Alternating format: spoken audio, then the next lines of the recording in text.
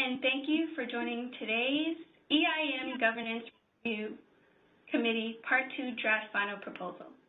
Before we begin, please ensure that you have opened the chat panel located at the bottom right corner of your screen. If you need technical assistance, please send a chat to the event producer. All audio lines have been muted until the Q&A portion of the call. With that, I'll turn the call over to Burton Gross, Deputy General Counsel, California ISO. Bert, please go ahead. Thank you. Good morning, everyone, and welcome to this Monday morning meeting of the GRC. I will call the roll, and then I will turn it over to the chair of the committee, Teresa Hampton, to handle the substantive parts of the call.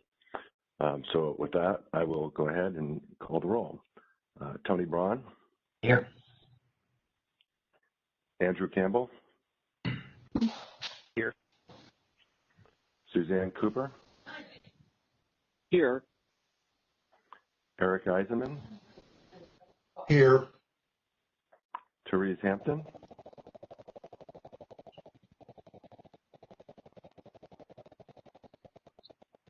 Teresa, I'm not sure if it's my line or yours, but I'm not hearing you. Teresa Hampton? Here. Okay, thank you. Doug Howe? Here. Chris Raper? Here. Rob Taylor? Here. Rebecca Wagner? Rebecca, I thought I heard someone on mute, but I couldn't hear you. Rebecca, are you there? But I'll move on and come back. Mary, that's Rebecca. Great. Yeah, sorry. Mary, it's okay. Mary Winkie? Here. Cameron Yurkowski? I'm here.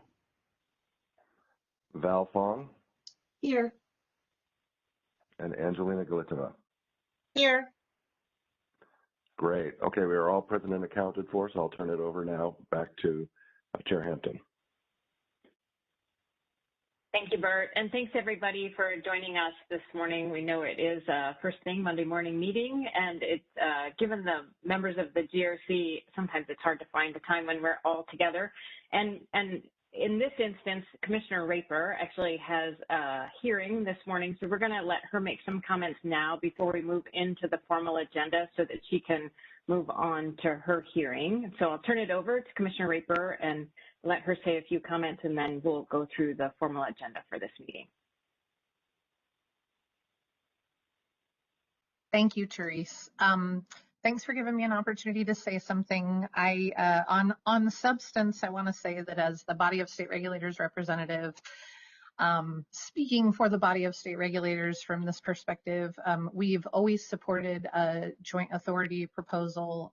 We are pleased with the way this joint authority looks in this final proposal that will go to the board and the governing body. And I support all comments that have been made by the chair of the BOSSR, Commissioner Letha Tawney, and I look forward to this being presented to both the governing body and the board. And more importantly, I think I want to acknowledge, Therese, your leadership in this long process that I don't think any of us really fully anticipated from the beginning. You took it on without complaint, and I think everyone just ducked, and you were the last one remaining standing. So you've been great and easy to work with and a wonderful leader for our group.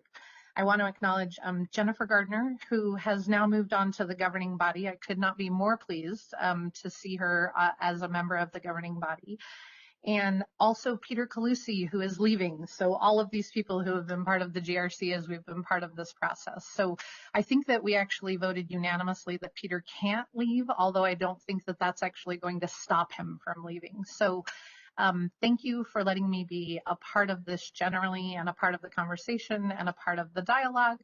And I look forward to this final proposal being voted on at least by a majority, if not unanimously, by the GRC, and moving forward to the board and the governing body. That's all I have. Thank you. Terrific.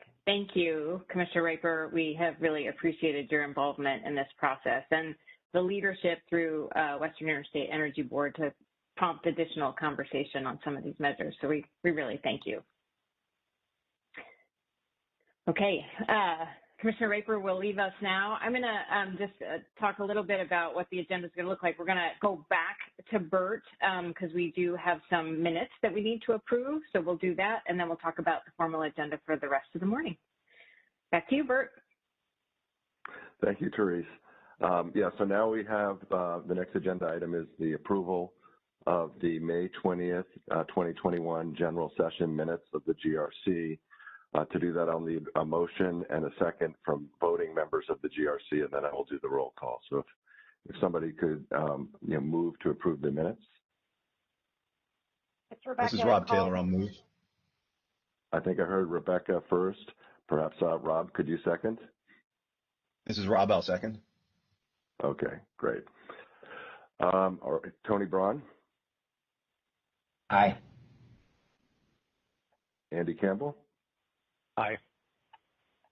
Suzanne Cooper. Aye. Eric Eisenman. Aye. Teresa Hampton. Aye. Doug Howe. Aye. I think Chris Raper has probably left us. I'll just give it one moment. Chris, are you still there? That's fine. We don't need her we have more than a quorum. Rob Taylor. Aye. Rebecca Wagner. Aye. Mary Winkie. Aye. And Cameron Yurkowski. Aye. Okay, with that, the minutes are approved. I think it's 10-0, and I'll turn it back to you, Rebecca. I'm sorry, not Rebecca, Teresa. Thanks, Bert. Okay, so I'm going to do an overview of the Part 2 draft final proposal, and then we're going to open it up for public comment. Following public comment, the GRC members will discuss the proposal and then vote on whether to move this forward to the governing body and the ISO board for their consideration. The ISO board and the EIM governing body have a meeting scheduled, a joint meeting scheduled on August 20th for their joint consideration of this proposal. So if we go to the next slide, this slide just is a reminder of the request of the GRC, and the request by the governing body and the board to the GRC was to develop a consensus proposal that has the support of all members, and then we present it to them for their consideration. If we go to the next slide, this is just a reminder of the two-part process that we've used for the draft final proposal. We approved and submitted to the board and the EIM governing body a set of topics in May that had strong stakeholder and GRC member support. That Part 1 proposal was approved and has been implemented by the boards. This proposal covers issues related to delegation of authority. And as I mentioned, it'll be considered on August 20th. If we can go to the next slide. So this Part 2 draft proposal considers all of the previous drafts and the comments on the delegation of authority from the beginning of the GRC process. So the GRC has reflected and considered the comments on the initial scoping paper, the straw proposal, and the revised straw proposal. And then we use this winter and spring to do specific outreach on remaining delegation of authority issues to really focus in on areas where there were remaining stakeholder concerns. If we go to the next slide, this is just a general summary of what the proposal accomplishes. So the proposal expands the scope of issues over which the EIM governing body holds formal approval authority and puts many of the real-time market issues under joint authority of the two boards. It provides a strong incentive for both boards to resolve differences before going to FERC, while also recognizing that there may be some circumstances where a filing is needed and provides for a filing to go forward without joint approval, but provides the EIM governing body the ability to provide an opinion. And lastly, it enhances the durability of the delegation while still providing the ISO board the authority it needs to make changes if necessary. And we're going to go through each of these in a little bit more detail. So slide 6.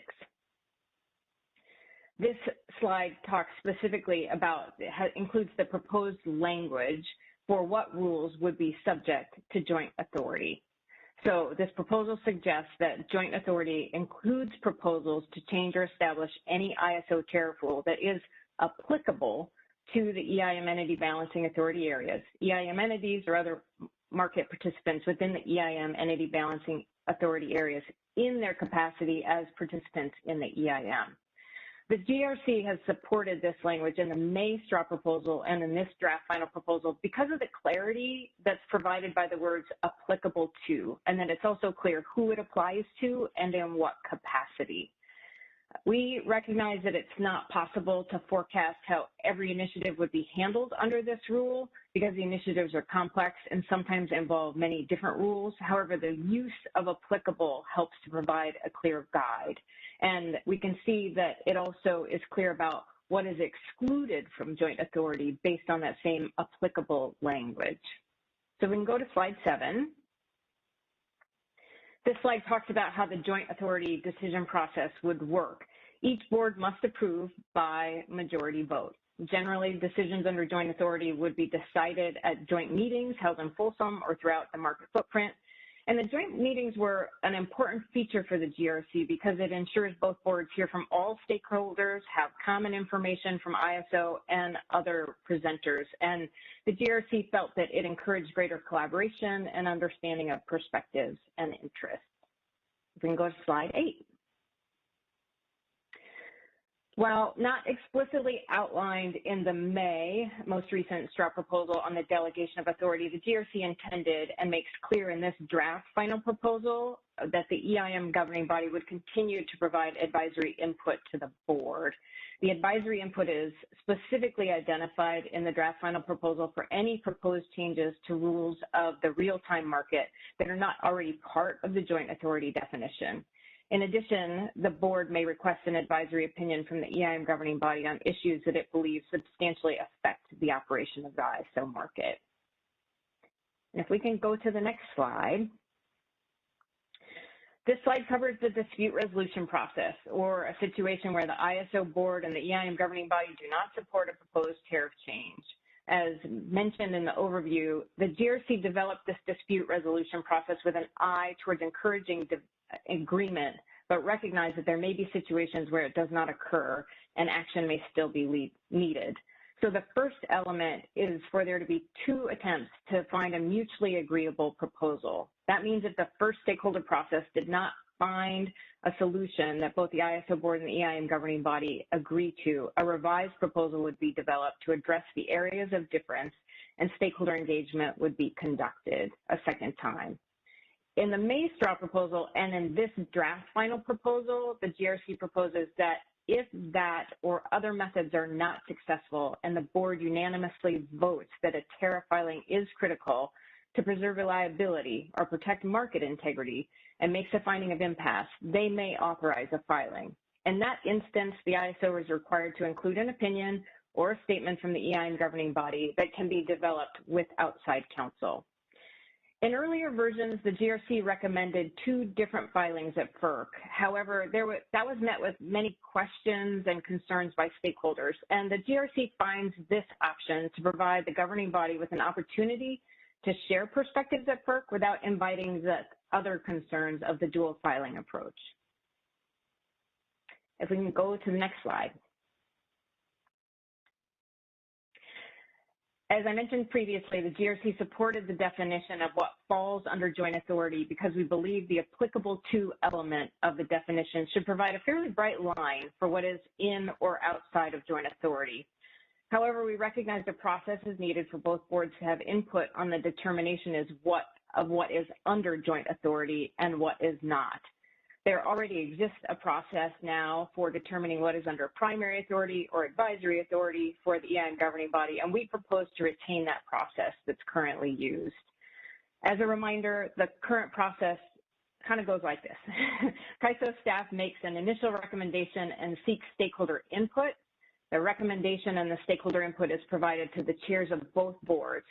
If both boards can't agree, which this has not yet happened to date. Typically, both boards have agreed and that designation goes forward. But in the event that both boards do not agree, a committee of the whole, so all 10 members of each of the boards is created. And then that committee votes as a single committee. If the committee is tied, the ISO board chair serves as a tiebreaker.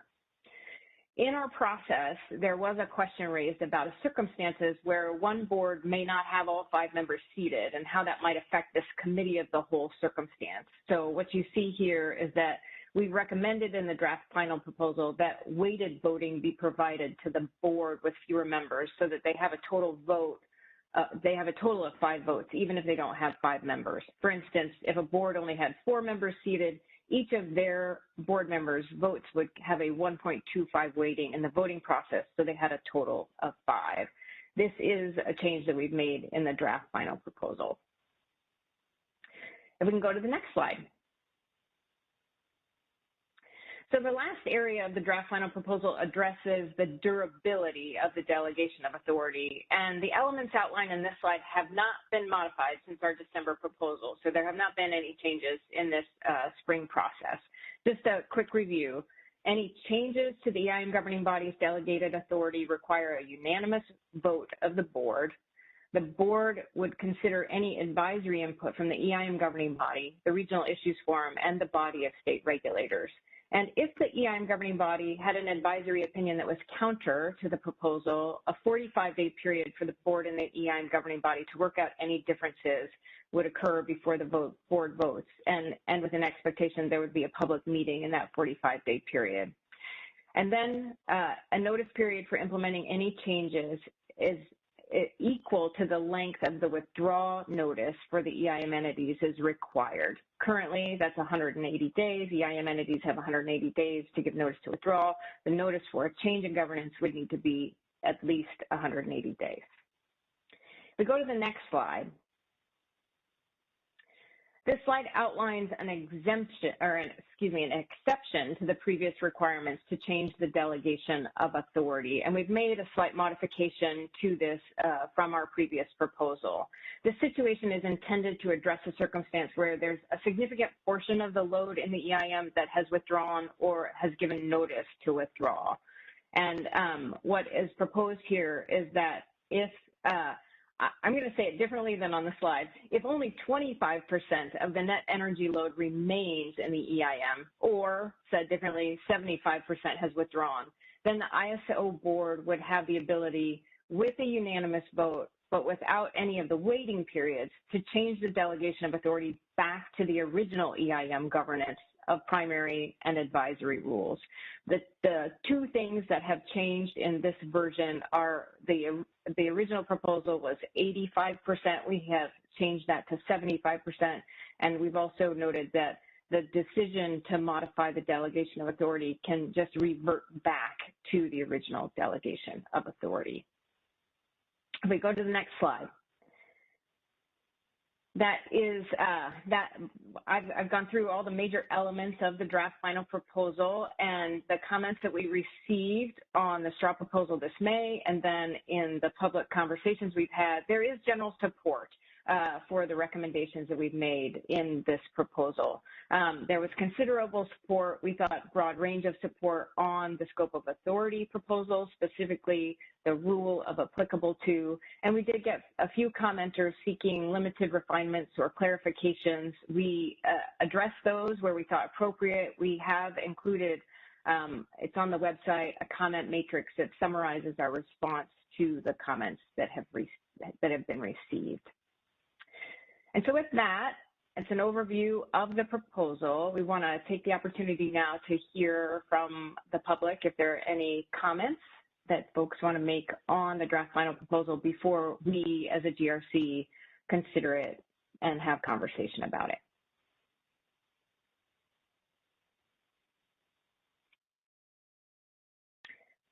Operator, if you can give instructions for how to make public comment, that would be great. If you are on computer audio, please use the raise hand icon at the bottom right corner of your screen. If you are over the phone and over the phone only, please hit #2 on your telephone keypad. If you are connected to the WebEx through your mobile device, please hit *3.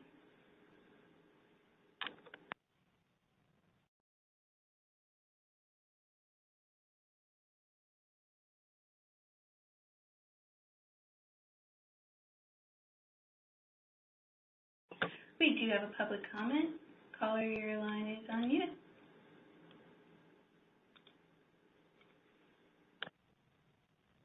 Hi, this is Kanya Dorlin with the Public Advocate's Office, and I was wanting to ask now, is now when we make comments on the dispute resolution proposal or later? Yes, you can comment on any part of the proposal now. So we had questions about the dispute resolution proposal because the dual filing element and then the proposal to have the EIM hire a counsel. Right now, when the CAISO submits a filing to FERC, parties that disagree with that filing can file their own separate filing.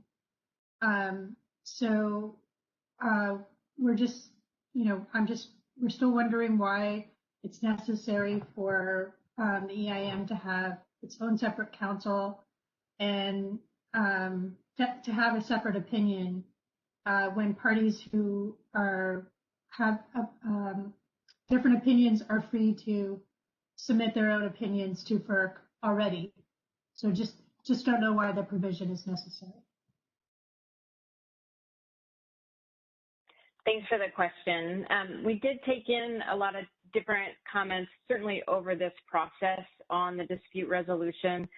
The GRC felt it was appropriate for the EIM governing body as part of this governance structure to have outside counsel to support the writing of an opinion to be submitted as part of the FERC filing. We thought it was important for that to be, because it was part of the governance process, for that to be part of the FERC filing to be considered and to have it be part of the entire filing rather than have it be independent or treated as an outside entity. Okay.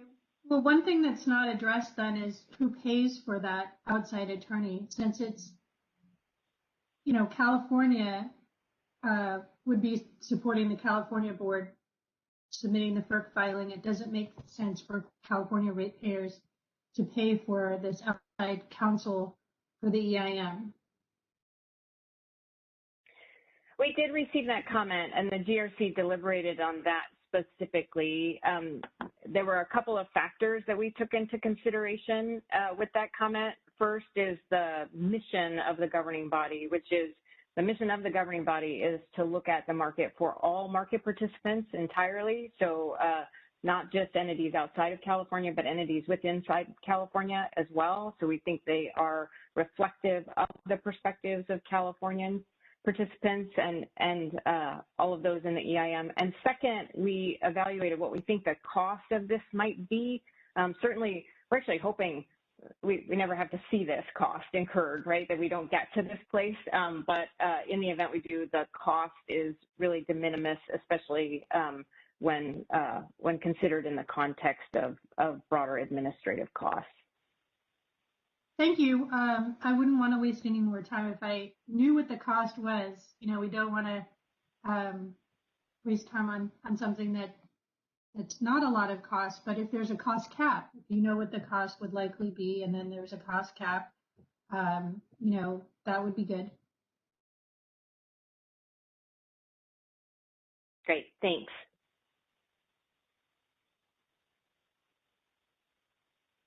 As a reminder, if you are on computer audio, you may use the raise hand icon at the bottom right corner of your screen.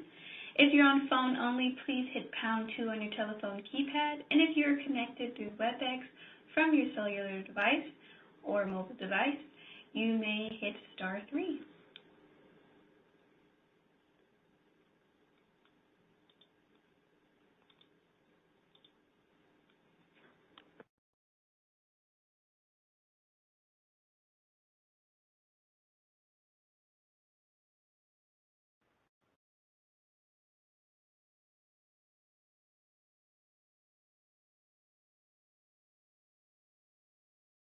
There is someone in the WebEx that's having trouble raising their hand, so I will go ahead and unmute them.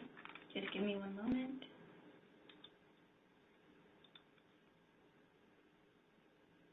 You're unmuted.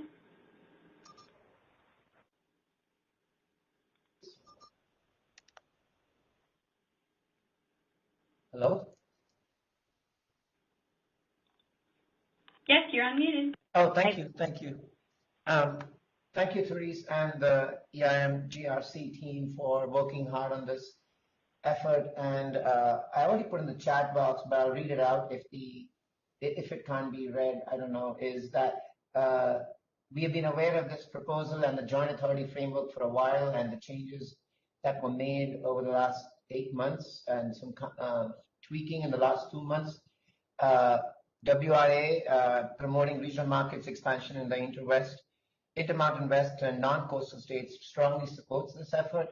I was intrigued by the additional measures on the durability aspect. I do want to offer one minor comment is reading some of the responses from some of the load-serving entities and even some of the big energy customers in California. I just want to highlight that there are clear, understandable challenges that some of the entities have with the current problems and challenges the grid's facing in California and the market solutions. But I would hope that they are appropriately dealt in the right forums, and this framework is not kept hostage for trying to resolve all the unique challenges that come up on a contemporaneous basis. So I think this framework should be used for what it's worth and appropriately be leveraged to solve problems and not become the kitchen sink for all the complications we see in front of us. I don't mean to sound very positioning. I was just trying to be clarifying on the very valuable work here that's being done that can serve precedents for future collaboration. Thank you. Thank you, Vijay.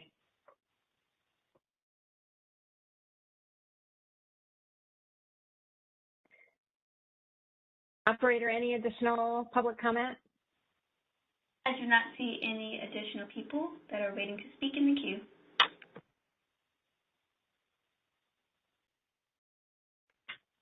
Okay, we'll go ahead and transition to a conversation with GRC members.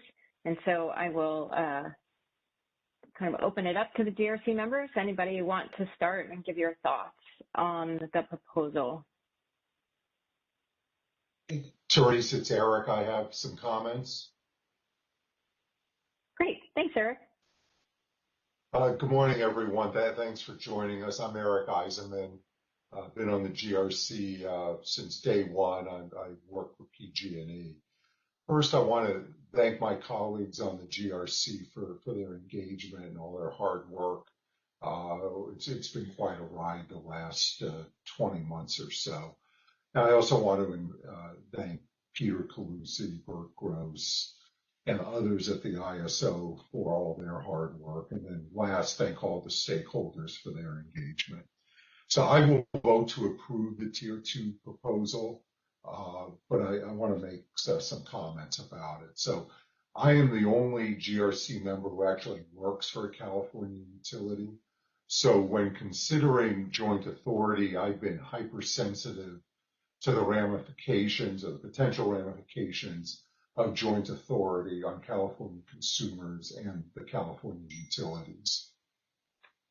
I do think that the GRC has threaded the needle and come up with a proposal that is fair to consumers and the stakeholders outside the balancing authority, as well as the California consumers within the ISO balancing authority. It's been especially important to me to identify what is excluded from joint authority, namely tariff rules applicable only to the ISO balancing authority and the grid. And this includes the wheeling and market power mitigation rule topics that are described on page 11 of this draft final proposal. I especially want to thank my colleagues at PG&E, my colleagues at Southern California Edison, and the 6 cities for their engagement and thoughtful feedback on all of these topics. I'll just add that Teresa described the dispute resolution process and how that's been how that's evolved in the last few months, and I think we've come up with a good, workable dispute resolution process. So this is not the end state. So at least I hope it's not the end state. So what's next? So we know discussions about EDAM, about extending to the day-ahead market, have begun among many stakeholders and the ISO, but I don't view that as the end state either. So let me say this, and it's really my own personal view. The ultimate endpoint, the ultimate outcome is a Western RTO with appropriate governance. I'm confident that if all the stakeholders collaborate together, we can get there. And that means the GRC will be back. Thank you, Teresa, for your time. Thanks, Eric.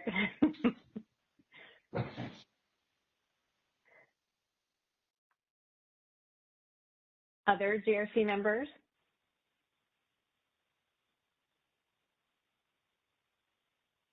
Hey, Teresa, this is Suzanne. I'd like to say a few things.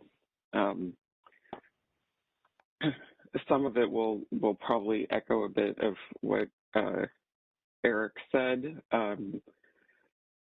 First, I do want to express appreciation to the stakeholders that have been really active and engaged in the whole review process since the beginning. And I think the dialogue and comments have been really constructive in advancing a deeper understanding of how the various issues we've deliberated upon have affected all parties. And I think stakeholders also were instrumental in helping to identify alternative solutions and try to find, some common ground.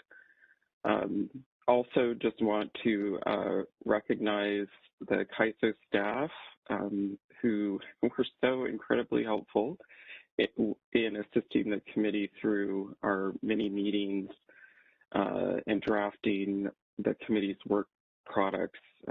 It's, many of us and the stakeholders alike have worked in big processes and understand that it's not easy to distill numerous, conversations and debates that occur into actual documents that are digestible and accurately reflect, a proposal. And the CAISO staff did a great job there.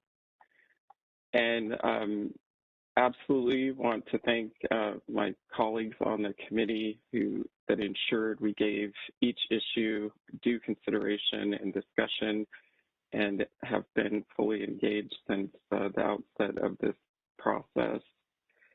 And also we're great at sharing the workload across the group. And of course, Teresa, we want to say thank you for your leadership as chair. You just did an outstanding job keeping us looking forward and staying on track to meet the assignment that we were given. I do want to say a few things about some of the different aspects of the proposal.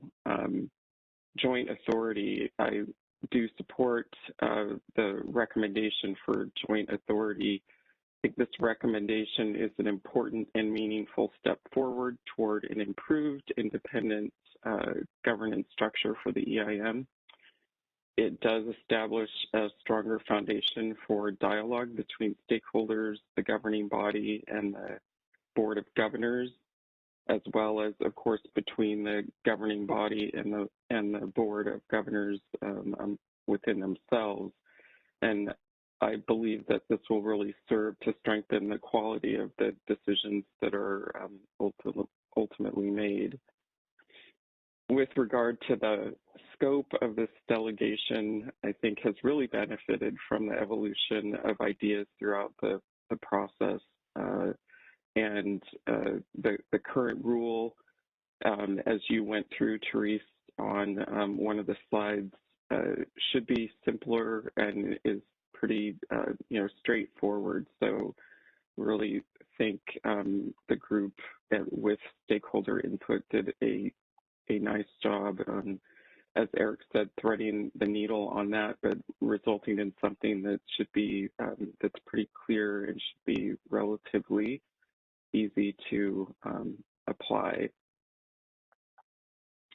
And the advisory authority for the governing body really support where that landed, and appreciate that stakeholders sort of flagged that for us during the process as something to pay attention to by asking, hey, what happened to that? The resolving deadlocks have had its share of controversy, but I think that also improves significantly throughout the stakeholder process, and where that has landed is in, I think, a good workable place, along with the recommendation for effectively in exigent circumstances filing exception that I do support, so that we ensure that CAISO retains kind of a pathway to file a tariff amendment if an impasse is reached, but there is critical need to move forward with some form of change. And it still allows that the governing body, if they have a different view, can have a voice in that filing.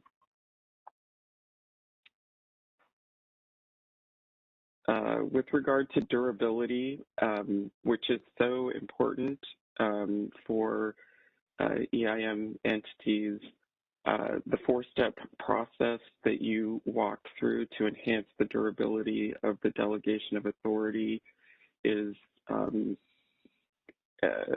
has also landed in a very good place, and I wholeheartedly support it, as well as the threshold for an exception that is triggered with that 75% threshold trigger.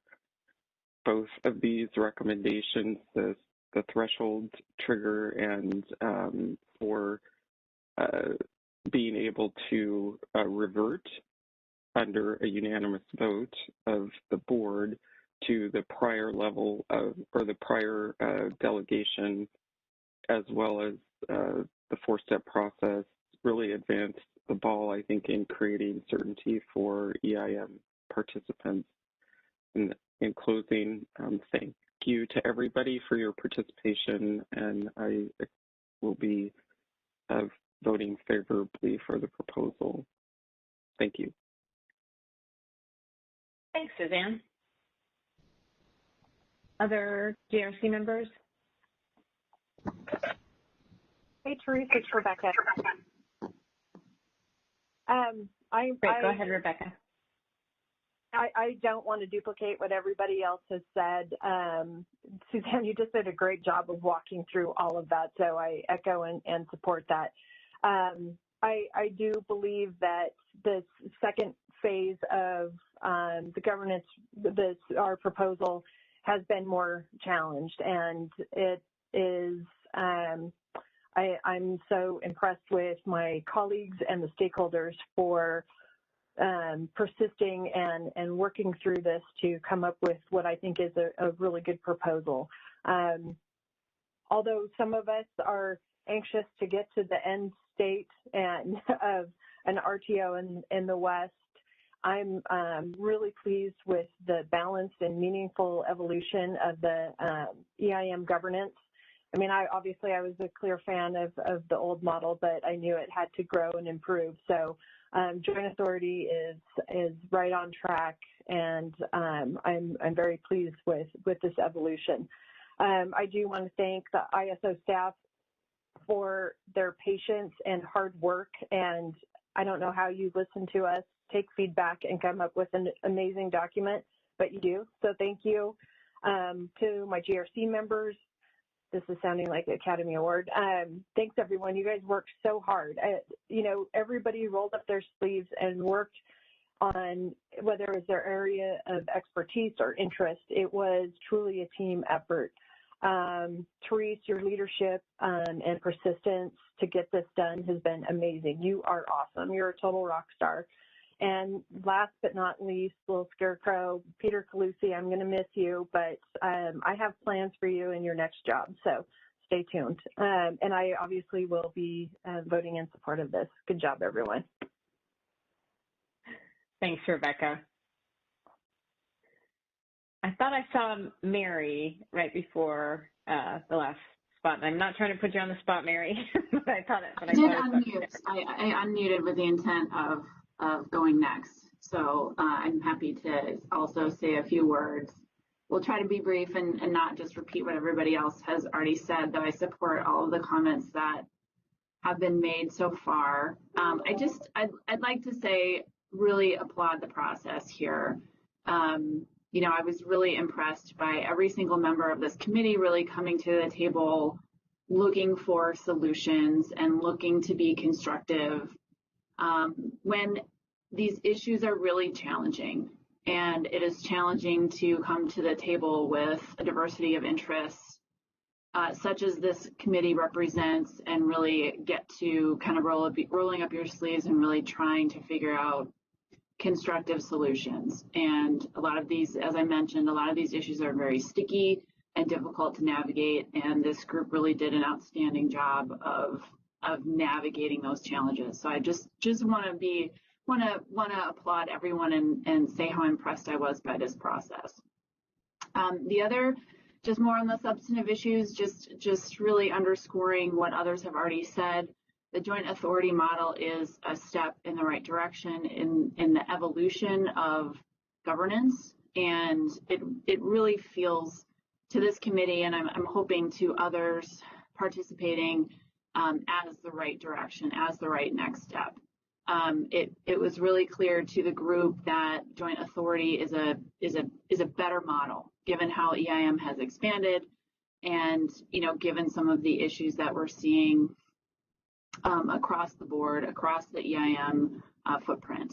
So really hopeful that we'll get some practice with the joint authority model and see what it looks like and learn from it. Again, I do agree with Peter that maybe not this group will be back, but likely there will be further discussions on governance, and looking forward to those discussions and to see how this model evolves. So thanks again, and I cannot sign off without also just applauding Teresa and her leadership. I don't think it would have worked without kind of her steady hand on this process as well. So would be remiss not to mention that as well. Thank you.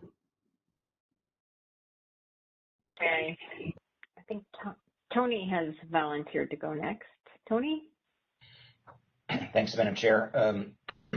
I will shorten my remarks. Mary had a lot to say there that was very much aligned. But I did want to start with informing the stakeholder community that Teresa didn't really campaign for this job, I think I can observe, and without getting into the nitty-gritty. We are quite fortunate that she agreed to take it on. And that you, as everyone has seen through the comments, a lot of the issues here have been extraordinarily complex, and ISO staff and Peter and Stacy and ISO counsel Bert and Dan and company and John Anders have been extraordinarily helpful in helping us navigate through the pros and cons, pluses and minuses of various issues and some gray areas. So it's greatly appreciated. I support the proposal today. I support joint authority in general. I think that has been the key centerpiece of what we've tried to move forward. We should recognize right up front, this is not where we expected to be at the beginning of this process. EDM had a full head of steam, and we were really focused on how to make governance work for EDM. But we lost a little bit of that momentum, and I think it's many in the stakeholder community and some of the GRC members are frustrated that we couldn't have a more forward-looking discussion on this. But nevertheless, this is clearly an improvement, and it's really important to do for EIM. Joint authority is better than the current model, and I say that with some pride of ownership of the current model. It's going to allow for a more collaborative dialogue between the governing body and the board. It recognizes that the EIM is not what it was 5 years ago, and it won't be, hopefully, in the next year or so what it is today. It will continue to grow and expand and increase the benefits to the West. So with that, I strongly get behind the joint authority model. But I do think it is time, as Mary indicated, that we look forward, and Eric indicated as well. I had a friendly amendment to Eric. I'm not sure it's going to be the GRC, maybe a GRC that takes a look at some of these things. But we can't get started soon enough on thinking about what governance for an EDAM would look like and how it can be structured to meet the needs of the region. We kind of know what an RTO governance looks like, right? There's various flavors, various details, but it's when we have these incremental steps that our conversations on governance get more complex. I would urge all of us to, however, not start with the foundational premise in those discussions that the board represents solely California and that the governing body is unconcerned about California. I don't think that that is actually true in practice. I don't think that's the way the governing body and the board members view their jobs. And so hopefully the history and experience we get under this joint authority model will open the doors a little bit to some broader conversations about what the future governance structures would look like. So I support this, and thank you to my colleagues on the committee, the ISO, and Teresa for getting this job done. Tony. Teresa, this is Rob Taylor. If I could just offer a few comments. So first, let me just begin, I think like a lot of my colleagues here, and start by thanking you for your leadership here. I think without your guidance and patience, we certainly would not have gotten to the point we've gotten to today. Also want to take a moment to thank my fellow GRC members, as well as the CAISO staff. As mentioned previously, you did a fantastic job in sort of taking our comments and boiling them into a document that's really, really well done. And then finally, I want to thank the stakeholders for their engagement in the process and their comments. We really have tried to be reflective of those comments and put together a proposal that is responsive to what we heard from all of the stakeholders. As far as the substance of the document itself, I'm happy with the joint authority model that we were able to put together. I wish that we could have done more, in all honesty, in terms of joint authority, but I think we made some pretty meaningful and significant steps. And those steps are really intended to try to increase collaboration between the CAISO board and the EIM board and the stakeholders. And I think the joint meetings, I think the expansion of the rules to apply to all applicable EIM entities in terms of overall governance structure, the opportunity for the EIM governing board to file comments if there's a disagreement in the tariff, and the measures to enhance durability are all important steps to help increase that collaboration. There's been some talk, obviously, of trying to go further and move more towards a greater regionalization and a larger market, perhaps an RTO. I think the goal and the ability to get there is really going to be to have a governance structure that understands and is representative of all the customers across the market footprint. And this helps us down that path, but I'll be blunt. We have a long way to go to get there. I do think these incremental steps are helpful. It helps us learn about the market, helps us learn to work with each other a little better as well. So I intend to vote in support of the proposal, and also would be remiss if I didn't say thanks to Peter Calusi for all of his work, and good luck to him in his new endeavor. Look forward to getting to work with him in that role as well. And then thanks, Teresa. Rob. Any other GRC member comments?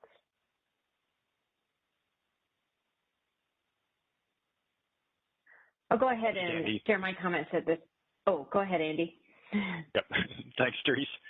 So I'm Andy Campbell. I'm at the Energy Institute at Haas, the University of California, Berkeley, and I'll be supporting the Part 2 draft final proposal. The last 12 months have been challenging for the Western power system, and especially for the market participants responsible for maintaining reliable service for the customers they serve. Relations have been strained, and there have been high consequence regulatory fights. But even with this as a backdrop, as you've been hearing, I've experienced within the Governance Review Committee a real commitment to listen, collaborate, and find a path to strengthen the energy balance market. This reflects widespread recognition that there's a lot of value here in this market. It's producing a lot of value for customers in California as well as customers throughout the West. I say I strongly support the recommendation to move to a joint authority model with carefully considered rules and processes. I believe we've arrived at a model that consumers in California can depend on and consumers throughout the participating balancing authority areas can depend on. The approach is, it's workable, it strengthens, addresses a lot of consumer perspectives. And most importantly, it's going to encourage West-wide collaboration on real-time market issues and I believe issues beyond that. California and other Western states have depended on each other to share electricity for many decades, and these connections have enhanced reliability and lowered costs for consumers throughout the West. States with aggressive greenhouse gas goals have been able to lower the costs of achieving those clean energy goals because of our connections. And with markets like the energy imbalance market, supported by strong governance, I think the West can do even more together. And thanks. I repeat the thanks to Teresa, all of my fellow members and stakeholders for their engagement. And for the reasons I've laid out, I'm going to be strongly supporting the GRC's recommendations. Thanks. Sandy. Val Fong, do you want to make a comment? Yes, thank you. First and foremost, I wanted to acknowledge a comment that Tony Braun made with regard to the perspectives of the governing body and the Board of Governors.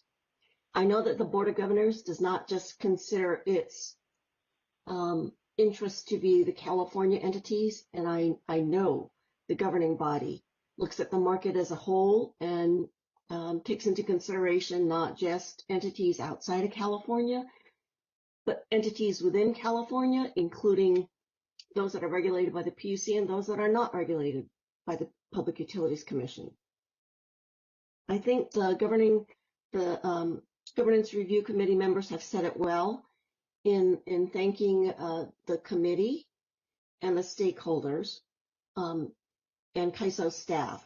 I did want to echo a couple of the call-outs that came before. Teresa, of course, you can't escape it. You were tireless in your efforts, so thank you. And we really couldn't be where we are today without you. I wanted to thank Jennifer Gardner. Now, in her case, the governing body has this extra benefit. So we benefited from all her work on the Governance Review Committee, and now we get to benefit from all her work as a governing body member. And then I also wanted to thank Peter Calusi. Peter, you've been with us since my day one, since the governing body was formed, and you were there through today with us. And I know I speak not just for myself, but for my colleagues when we say that we're really going to feel the loss of your presence and all of your excellent work and contributions. For myself, I don't have a vote today, but I am looking forward to the discussion that the governing body will have with the Board of Governors on August 20th.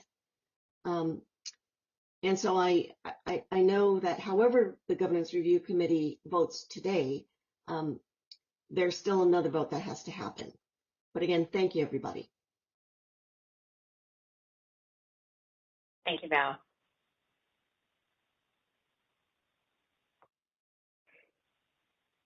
Okay, I'll go ahead and share some comments. So first, thanks to everybody for your appreciation for my role.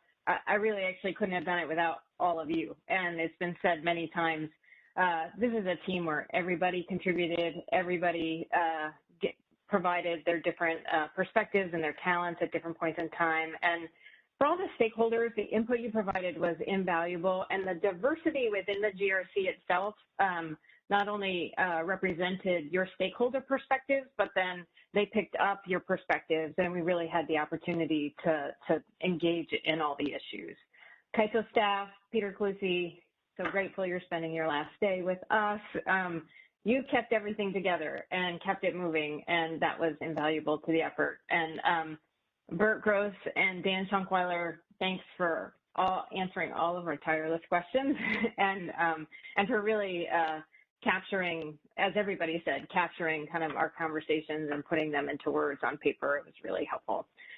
Before I provide comments on the proposal itself, I'd like to recognize a bigger picture context of this proposal and governance generally that a couple of other folks have mentioned as well, but I'm very encouraged by what the GRC has developed, but I would be remiss if I didn't recognize that these modifications are made within the constraints of a legal construct that limits the governance structure from what many entities want it to be.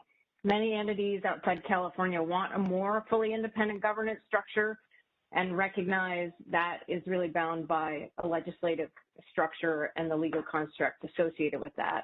And what I do think has been great in this process is we've really understood each other, that there are those folks that are currently in the California ISO that say, we really need from you a more formal, non-voluntary commitment that matches the commitment that we have.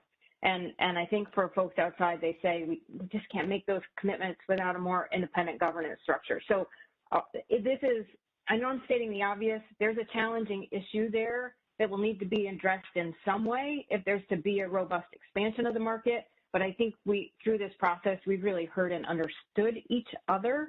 And so I think we know that the issues that need to be addressed.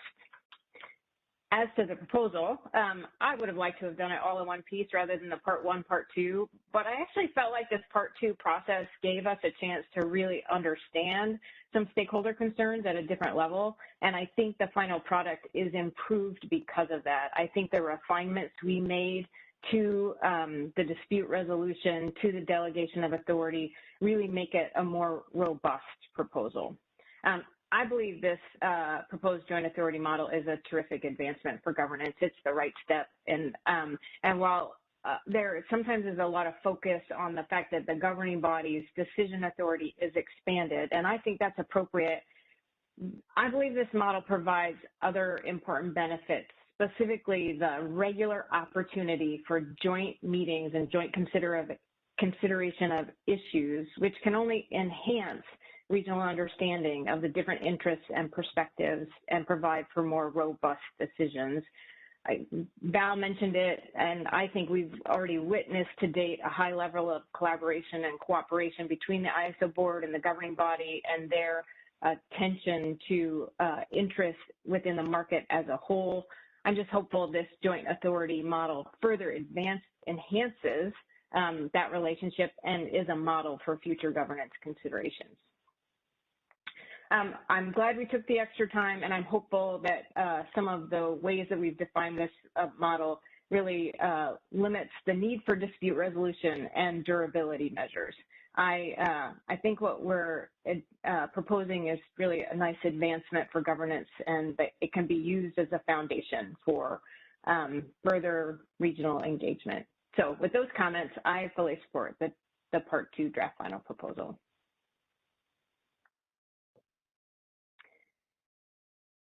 Anything else from the GRC before we transition to vote?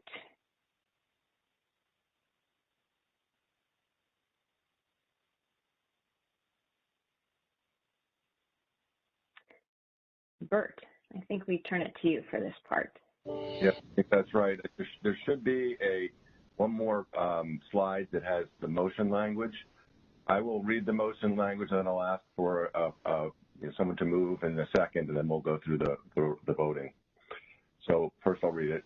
Moved that the EIM Governance Review Committee adopts the Part 2 draft final proposal dated July 19, 2021 as its proposal for EIM governance for the consideration of the EIM governing body and the ISO Board of Governors. If I could get someone to move the motion, that would be great. I'll move the motion for approval of this motion. Is there a second? I'll second. Thank you, Suzanne.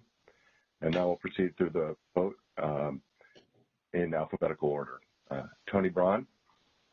An enthusiastic aye. Andrew Campbell? Aye.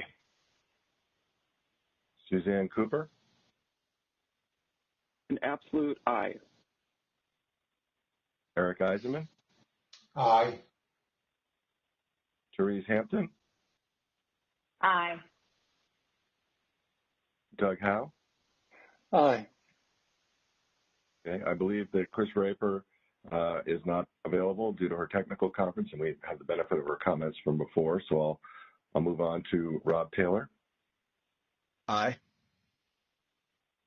Rebecca Wagner. Aye. Mary. Aye. Cameron Yurkowski. Yes, with great appreciation to the ISO staff and the GRC members that dug into the details to make this joint authority proposal possible. I vote in support. Thank you. Great.